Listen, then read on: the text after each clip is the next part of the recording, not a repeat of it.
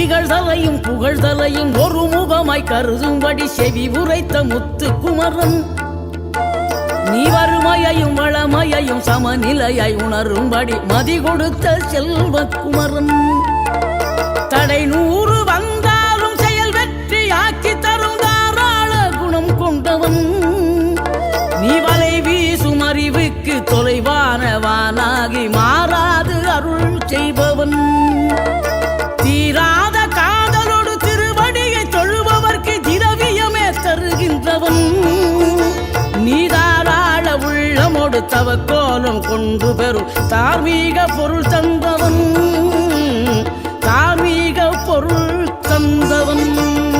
ஆறுபடை வீடும் அருள் வழங்கும் முருகா அருகே நீ ஓடோடிவா மூவிரண்டு முகம் ஜொலிக்க 2 கரங்களுடன் ஆதரவு தர